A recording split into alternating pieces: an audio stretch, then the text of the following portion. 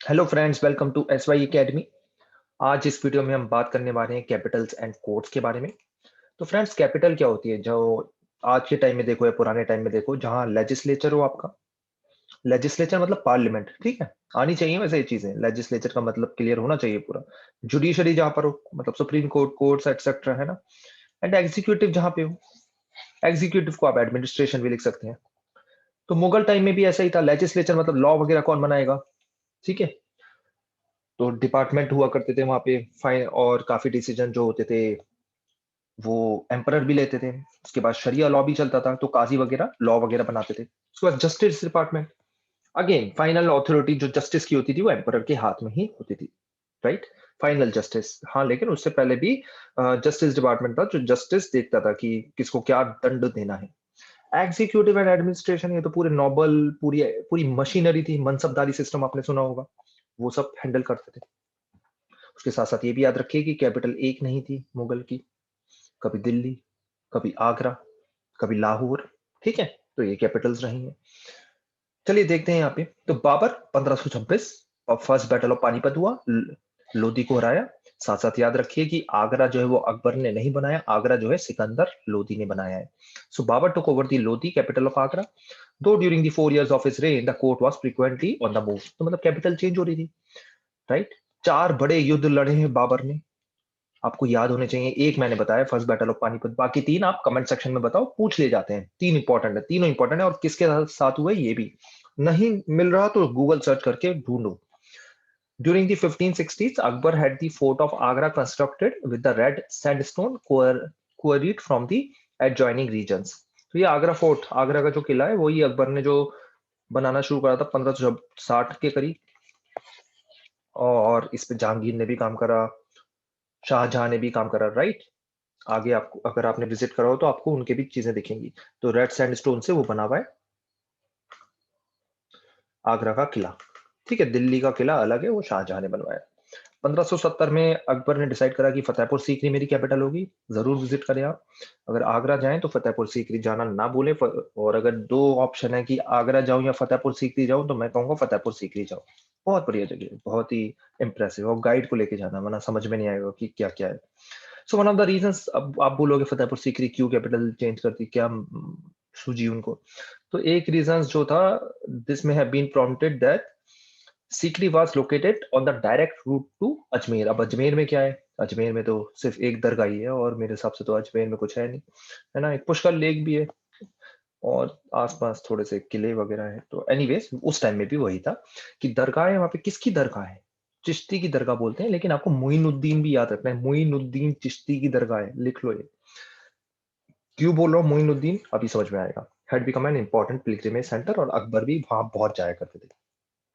Sufis में हमने चिश्ती के बारे में अच्छे से पढ़ा है, नहीं आपको याद आ रहा फिर से लेक्चर देख लो, ठीक है। तो वन ऑफ द रीजंस क्या था कि सीख, आप आप यहाँ पे फतेहपुर सीकरी देखो तो ये राजस्थान के बहुत ही करीब है, इसलिए गर्म इलाका भी है, यहाँ पानी की कमी भी है, ठीक है। तो फतेहपुर सीकरी जो थी वो डायरेक्ट रूट पे थी, on direct was located on the direct route to Ajmer, जो राजस्थान में है, where the dargah of Sheikh Moinuddin Chishti is located, ठीक है। आई होप ये वाला पॉइंट आपको क्लियर हो गया होगा। मुगल एम्परर जो थे चिश्ती के बहुत बड़े फैन थे। मुगल एम्परर ने एक क्लोज रिलेशनशिप में आए थे with Sufis of the Chishti सिलसिला। सिलसिला क्या होता है? अगर अभी भी नहीं आता तो आप हमारा सूफी का लेक्चर देख सकते हैं, सूफी SY एकेडमी लिख के सर्च कर लेना। सिलसिला मतलब एक होता है कि एक ट्रेडिशन चलता आ रहा है कि ये है चिश्ती, ठीक है। एक फर्स्ट थे चिश्ती, उसके बाद जब इनकी डेथ होने वाली होगी उससे पहले ही ये बोल देंगे, मतलब डेथ से काफी टाइम पहले विल लिख देना ना, ऐसे समझ लीजिए, विल अपनी लिख देते हैं ना इंसान, कि अगला मेरे बाद ये होगा, फिर अगला मेरे बाद ये होगा। ये सिलसिला है। जैसे सिख में गुरुज है, ठीक है, सिलसिला ये है, ठीक है। अगर डिटेल में पढ़ना है तो लेक्चर देख लीजिए। Akbar commission the construction of a wide marble tomb for Sheikh Salim Chishti next to the majestic Friday mosque at Sikri. तो ये मार्बल में एक मॉस्क बनी हुई है, मार्बल की है, व्हाइट मार्बल की। कंफ्यूज, अब मैंने आपसे क्यों बोला था मोइनुद्दीन चिश्ती ध्यान से पढ़ना, क्योंकि ये शेख सलीम चिश्ती की है। लोग हवा में घूमते रहते हैं, मतलब वो कभी कोई बोल देता है मोइनुद्दीन चिश्ती की फतेहपुर सीकरी में, कभी कोई बोल देता है शेख सलीम चिश्ती की अजमेर में है, तो इसमें कोई कंफ्यूजन नहीं होना चाहिए। मोइनुद्दीन चिश्ती जो बहुत इंपॉर्टेंट, जो पॉपुलर है, उनकी अजमेर में है। शेख सलीम चिश्ती जो उनके आगे चल के आए थे, उनकी फतेहपुर सीकरी में है। एनॉर्मस आर्च्ड गेटवे, बुलंद दरवाजा, ये जो फोटो भी आपको दिख रही है, लोग यहाँ पे फोटो वगैरह खिंचवाते हैं नीचे से, was meant to remind visitors of the Mughal victory in Gujarat. Gujarat में जीत के आए थे अकबर। 1585 में क्या हुआ कि उन्होंने अपनी कैपिटल लाहौर शिफ्ट कर दी, क्योंकि वहां पे कुछ चेंजेस आ रहे थे काफी ज्यादा, जिसमें नॉर्थ वेस्ट जो है अपने कंट्रोल में लाने की कोशिश थी। इसी टाइम में आसपास बीरबल नाम सुना होगा आपने। असली नाम क्या है बीरबल का, किसी को पता है? नहीं पता तो कमेंट सेक्शन में लिखो सर्च करके। ठीक है, बीरबल का नाम असली बीरबल नहीं था, काफी इंपॉर्टेंट थे वो, कहानियों जैसा नहीं था। ठीक है, जैसे कहानियां वगैरह बनी रहती है ना कि वो बीरबल चतुर हैं, अकबर अकबर बेवकूफ है, असली में ऐसा नहीं था, लेकिन Birbal was a important person. So north, इसी टाइम में बीरबल की भी डेथ हो जाएगी, आप देखेंगे तो। So under greater control and Akbar closely watch the frontier for 13 years। तो 1585 में उन्होंने अपनी कैपिटल लाहौर भी शिफ्ट करी। तो जैसे मैंने आपको बताया, depending on situation Capitals change होती रहती थी।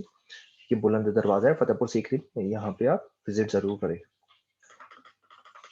यूनेस्को वर्ल्ड हेरिटेज साइट है या नहीं है फतेहपुर सीकरी, ये भी बताइए आप। बार बार मैं क्वेश्चंस पूछता रहता हूँ, जिससे दिमाग भी चलता रहे। Building activity in monarchical cultures, as you have seen in the case of earlier rulers, was the most visible and tangible sign of dynastic power, wealth and prestige। आप सब लोग पूछते रहते हैं, इतनी बड़ी बड़ी बिल्डिंग्स आर्किटेक्चर क्यों बनवाते थे मुगल्स? देखिए, इससे पावर एंड प्रेस्टीज दिखती है। पावर एंड प्रेस्टीज, इवन आज भी जब मुगल्स को काफी गालियां वगैरह पड़ती हैं, तब भी लोग ये, इवन उनके बिगेस्ट क्रिटिक्स भी उनको अप्रिशिएट करते हैं कि यार बिल्डिंग्स तो उन्होंने बहुत बढ़िया बनवाई। इससे एक चीज क्लियर होती है कि पावर है ना, पावर है। उसके साथ साथ एक और चीज क्लियर होती है कि उनका नाम अमर है ना, इसलिए ये बड़ी बड़ी बिल्डिंग्स बनवाते थे। ऐसे ही चोला टेम्पल्स जब हमने डिस्कस करा था, बड़े बड़े टेम्पल है, राजा राजेश्वरम टेम्पल है ना, हमने गंगई कोंडा चोलापुरम टेम्पल भी सुना होगा आपने, कैलाश, मतलब वहां पे भी हमने साउथ इंडिया में आपने काफी सारे टेम्पल सुने होंगे। ऐसे ही आपने महाबलीपुरम में पल्लवास के टेम्पल सुने सुने होंगे। ठीक है, तो ये टेम्पल्स वगैरह या आर्किटेक्चर बनाने का मतलब क्या है? पावर, प्रेस्टीज, अमर, उस टाइम में अपना एक दिखाना, रुतबा है ना। तो ये सब चीजें थी, रीजन थे जिससे पता चलता था कि, मतलब ये सब रीजन थे पावर वगैरह। एक रीजन और है जो आपको समझना होगा यहाँ पे, इससे एम्प्लॉयमेंट भी मिलती है। ठीक है, इससे एम्प्लॉयमेंट भी मिलती है, याद रखिए आप। राइट। 1648 1648 में the court, army and the household moved from Agra to the newly completed imperial capital Shahjahanabad. अब ये शाहजहां की बात हो रही है, ये शाहजहां ने जो करा। शाहजहांबाद क्या है? शाहजहांबाद वो एरिया है, it was a newly addition to the old residential city of Delhi, जहां लाल किला है, जहां जामा मस्जिद है एंड ट्री लाइट एस्प्लेनेट। यहाँ पे आपको मीना बाजार वगैरह मिलता है ना, वो सब शाहजहांबाद है। बाजार जिसको चांदनी चौक कहते हैं, स्पेशियस होम फॉर नोबिलिटी। अभी आप जाओगे तो आपको गलियां वगैरह दिखेंगी, आप बोलोगे यार ये क्या गंदी जगह है, लेकिन उस टाइम में बिल्कुल एक नई जगह बनाई गई थी। राइट, अभी तो उसे ओल्ड दिल्ली कहते हैं, तब तब वो नया दिल्ली था। तो मुगल कोर्ट तो ये देखिए सेंटर पीस होता है, और एक पावर, ये अगेन पावर प्रेस्टीज दिखाता है। ठीक है, तख्त, ठीक है, थ्रोन, उस पर बैठते हैं। Its centrepiece was there for the throne centrepiece था, जिसको तख्त बोलते थे, which give physical form to the function of the sovereign as axis mundi. ऐसे टर्म्स लिख के अगर एग्जाम में आ गए तो मार्क्स मिलेंगे। ठीक है, एक्सिस मुंडी का मतलब क्या है? Is a Latin phrase for a pillar or pole that is visualised as the support of the earth. मतलब ये जो सोवेरेन है पूरे अर्थ को सपोर्ट कर रहा है। ठीक है, is a Latin phrase pillar or pole that is visualised as the support for the earth. Court में क्या होता था? Status was determined by the special proximity to the king. तो जैसे किंग बैठे हैं, तो सबसे जो पास में लोग बैठेंगे वो सबसे इंपॉर्टेंट होंगे, फिर उनसे कम इंपॉर्टेंट उनके बाद बैठेंगे, यहाँ पे जो होंगे जो वो लीस्ट इंपॉर्टेंट होंगे। लेकिन कोई कोर्ट में है तो वो इंपॉर्टेंट तो है, लेकिन जो कितने जितने पास बैठेगा किंग के, वो उतना इंपॉर्टेंट बनता है। The place according to a courtier by the rule ruler was a sign of his importance in the eyes of the emperor. Bar bar word emperor लिखा होता है तो एग्जाम में किंग सुल्तान तो बिल्कुल नहीं, किंग भी लिख के मत आना, ठीक है। तो ये कॉर्निश क्या चीज है भैया? कॉर्निश was a form of ceremonial salutation, मतलब एक सलामी देना, in which courtier place the palm of his right hand against his forehead and bent his head. ये देखा होगा आपने, 3-4 बार झुक के सलाम करते हैं, सर पे हाथ रखा झुके, है ना। It suggested that the subject placed his head the the seat of the senses and the mind into the hand of humility, presenting it to the royal assembly। मतलब हम आपकी इज्जत करते हैं, हम आपके लिए पूरा का पूरा अपने आप को न्यौछावर करते हैं, सब काइंड ऑफ दिखाना। ये दरबार अकबर ही है। अबुल फजल ने एक डिटेल डिस्क्रिप्शन दिया है कि जब भी अकबर आया करते थे, जैसे आपने शायद मूवी देखी होंगी जोधा अकबर, है ना, उसके साथ साथ मुगले आजम, वो और बेटर है मुगले आजम, ठीक। whenever his majesty Akbar holds court, a large drum is beaten, the sounds of which are accompanied by a divine praise। बड़ी बड़ी बात है, आ गए ये आ गए वो आ गए, गॉड कितना ही समझा जाता था किंग को। किंग वर्ड मैंने फिर से गलत यूज करा, एम्परर को, ठीक है। During the whole time, skillful gladiators and wrestlers from all countries hold themselves in readiness and singers male female सब वेट करते थे और सब इम्प्रेस करना चाहते थे किसको? एम्परर को। तो यहाँ पे कुछ चीजें दे रखी है, describe the main activities taking place in the दरबार, वो सब आपको लिखनी है, ठीक है। तो एक कोर्ट है, कोर्ट, कोर्ट मतलब जो आपको अंदर से दिख रहा होता है ना, जहाँ पे जैसे मूवीज में काफी बार डांस वगैरह भी कर रही होती हैं कुछ महिलाएं, आपने शायद देखा होगा, राइट।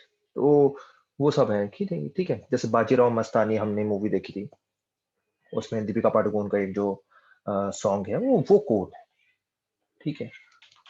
दीवानी मस्तानी हो गई, राइट। आई होप आपने वाला सॉन्ग देखा होगा, तो इससे अंडरस्टैंडिंग आपकी बढ़ती रहेगी, इसलिए मैं एग्जांपल्स दे रहा हूँ। आई होप आपको क्लियर हो गया होगा कि कोर्ट का मतलब क्या है, ठीक है। The forms of salutation to the ruler indicated the person's status in the hierarchy. Deeper prostration represented higher status। ठीक है, deeper prostration, जितना आप deep सलामी करोगे उतना आपका हायर स्टेटस है। The higher form of submission was sijda or complete prostration। Under Shahjahan, these rules were replaced with Jaher, Taslim and Zamin Bose, kissing the ground। जमीन को किस करो, ठीक है, और चहर तस्लीम। देखिए क्या होता है दोस्तों, ये वर्ड जो है ना, इनको मैं आपको जैसे फर्स्ट एनसीईआरटी जो थी हमारी, उससे मैं बोलता रहा हूँ कि कुछ कुछ जो वर्ड दिखे वो अलग से लिखो, क्योंकि ये सीधे वन वर्ड एमसीक्यू पूछ लिया जाता है। तो चहर तस्लीम का मतलब क्या है? Is a mode of salutation, again सलामी वगैरह देना। सलामी मतलब मैं आपकी रिस्पेक्ट करता हूँ, मैं आपको इज्जत देता हूँ, मैं अपने आपको पूरा न्यौछावर करता हूँ आपके लिए। Which begins with placing the back of the right hand on the ground. So back of the right hand on the ground and raising it gently till the person is sat erect when he puts the palm of his hand upon the crown of his head। It is done 4 बार करा जाता है, 4 बार। तस्लीम का मतलब होता है submission, ठीक है। मैं अपने आपको पूरा सबमिट करता हूँ, जो आप कहोगे मैं वो करूंगा।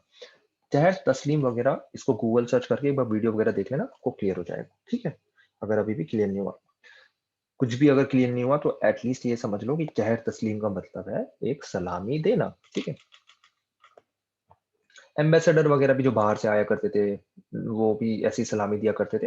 N ambassador presented to the Mughal emperor was expected to offer an acceptable form of greeting either by bowing deeply or kissing the ground or else to follow the Persian custom of clasping one hand in front of the chest। मतलब कम से कम ऐसा तो करो। लेकिन जब Thomas Roe एक अंग्रेज आए जो जेम्स वन के एनवॉय थे, उन्होंने सही से सलामी नहीं दी, कोर्ट को शॉक करा और इन्होंने बोला मेरे को चेयर भी लाके दो, उस पर बैठूंगा। थॉमस रो ने ये बोला। थॉमस रो किसके कोर्ट में आए थे? जहांगीर के कोर्ट में आए थे, ठीक है। एम्परर का डे कैसे शुरू होता है? Emperor begin his day at sunrise with personal religious devotions और प्रेयर्स, ठीक है। फजर की नमाज होती है वो वगैरह पढ़ते थे, उसके साथ साथ अकबर तो काफी बार खुद ही नमाज पढ़ा दिया करते थे, तो इससे उलेमा वगैरह बहुत दुखी रहते थे।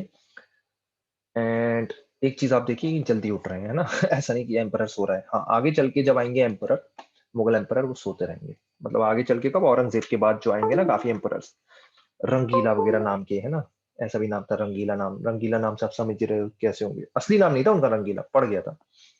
उसके बाद क्या होता था वो, कि सब प्रेयर्स वगैरह पर्सनल डिवोशन जब हुई, वो एक स्मॉल बालकनी में जाते थे जिसको झरोका बोलते थे। ये आपने सुना होगा वर्ड।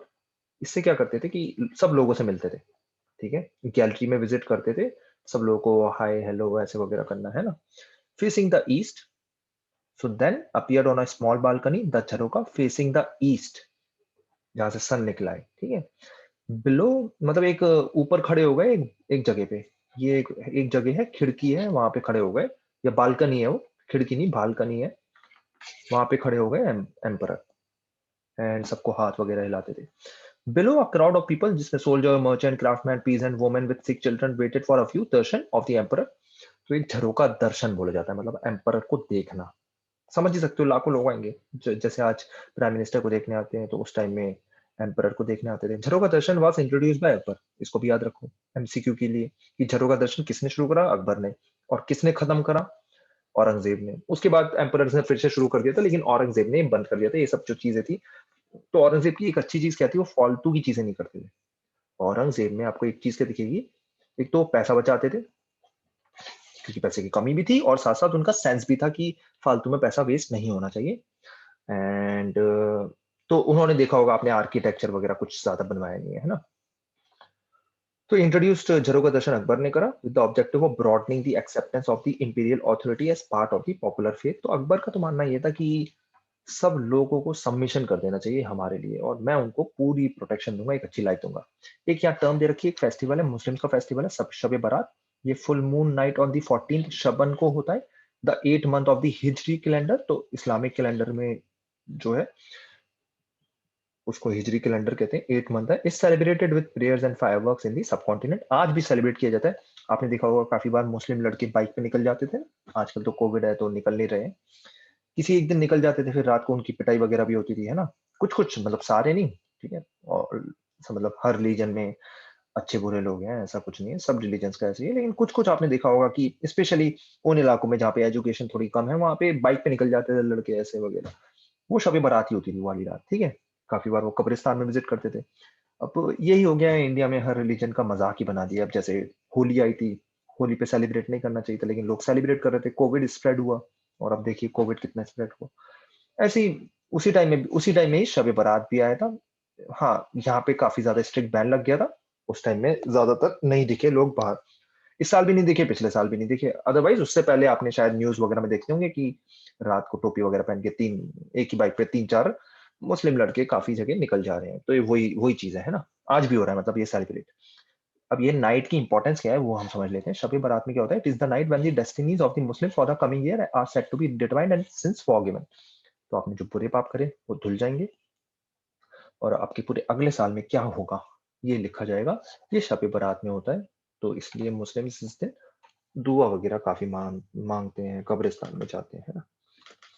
तो ज्वेल थ्रोन आप इसके बारे में पढ़ लेना कि कितना बढ़िया बनवाया था शाहजहां ने। शाहजहां ज्वेल थ्रोन, तख्ते मुरस्सा in the hall of public audience in Agra palace is described in the Badshahnama, जो उनकी किताब है। खूब पैसे खर्च करे, इन सबके नाम भी लिखे हुए थे यहाँ पे, है ना।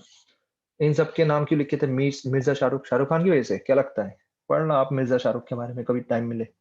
या ये कौन है भाई, ये शाह अब्बास कौन है, ये कौन है भाई, तिमूर तो पता होगा शायद आपको, तिमूर है ना। तिमूर तो मैंने इस लेक्चर के शुरू में बता दिया था, नहीं पता तो फिर से देख लो लेक्चर। तो इन सब के नाम क्यों थे, और अकबर जहांगीर के नाम क्यों थे, तो आप समझ ही रहे होगे। किस पे नाम लिखे, तख्त पे, तख्त जहां पे बैठा करते थे। ये एक पेंटिंग दे रखी है, मुगल पेंटिंग, इसमें औरंगजेब और शाहजहां दिखा रखे हैं।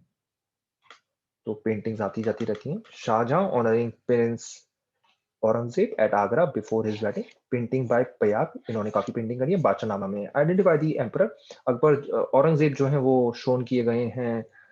अ, तो अब पहले तो एम्परर को आइडेंटिफाई कर लेते हैं, मेरे हिसाब से तो ये एम्परर है, आपको क्या लगता है। आप भी बता दे रही है, क्या पता मैं गलत बता रहा हूँ। और यहाँ पे औरंगजेब कौन है, औरंगजेब ये है। और अगेन मेरे हिसाब से कोई और भी है क्या, आपको क्या लगता है। तो ये औरंगजेब है, वो ऊपर शाहजहां थे। मैंने अकबर तो नहीं बोला ना, अगर मैंने अकबर बोला है उनको एम्परर को, बाय मिस्टेक हो गया होगा। ये शाहजहां थे एम्परर, ये शाहजहां है, ये उनके बेटे औरंगजेब है। तो औरंगजेब जो ड्रेस में येलो पजामा में ड्रेस्ड है, येलो जमा नॉट पजामा, ठीक है। जमा का मतलब अपर गारमेंट, और उसके ऊपर ग्रीन जैकेट पहन रखी है with little blossoms. How is he placed and what does his gesture to his father suggest? How are the courtiers shown? तो ये सब कैसे दिखाए गए हैं, देखिए ये क्या कर रहे हैं, ये क्या मतलब अ, मतलब उस टाइम कूलर वगैरह पंखे तो होते नहीं थे, तो थोड़ा सा अ, मतलब एयर वगैरह कर रहे हैं जिससे थोड़ा अच्छा फील हो एम्परर को। आपने शायद ये मूवीज में भी देखा होगा। Can you locate figures with big turbans to the left? तो ये बिग टर्बन्स के साथ देख पा रहे हो आप? These are depictions of scholars. Scholars मतलब जिनको काफी नॉलेज होती है, कुरान की नॉलेज, वैसी नॉलेज है ना। सबसे ज्यादा नॉलेज तो कुरान हदीस की नॉलेज को इंपॉर्टेंस दी जाती थी, उसके बाद एजुकेशन को भी काफी ज्यादा इंपॉर्टेंस दी जाती थी। ये प्रिंस खुर्रम है। प्रिंस खुर्रम का मतलब कौन है? कमेंट सेक्शन में लिखो प्रिंस खुर्रम कौन है। Being weighed in precious metals in a ceremony called jashn wazan और तुलादान फ्रॉम जहांगीर मेमोरियल। तो प्रिंस खुर्रम ये रहे। एक तरफ एम्पायर को बैठाया जाता था, दूसरी तरफ गोल्ड वगैरह को डाला जाता था। जितना भी गोल्ड वगैरह आया वो सब दान कर दिया जाता था, ठीक है। प्रिंस खुर्रम कौन है ये कमेंट सेक्शन में लिखो। वैसे पता चल जाना चाहिए क्योंकि जहांगीर मेमोरियल्स हैं तो उनके शायद कुछ लेने देना हो, उससे रिलेटेड होंगे। After spending an hour at the jharoka, जो हम ऊपर पढ़ रहे थे उसका कंटिन्यूएशन है। एम्पर कहाँ जाते थे? पब्लिक हॉल में जाते थे ऑडियंस में, जिसको दीवाने आम कहते हैं। तो अगर आप अभी भी लाल किला जाओ, आगरा वाला या दिल्ली वाला, दोनों जगह आपको दीवाने आम दीवाने खास दिखेंगे। To conduct the primary business office government, तो दीवाने आम सबसे पहले जाते थे वो। State officials presented reports, made request. सारी मतलब वहां पे काम की चीज होती थी, मस्ती नहीं होती थी, ठीक है।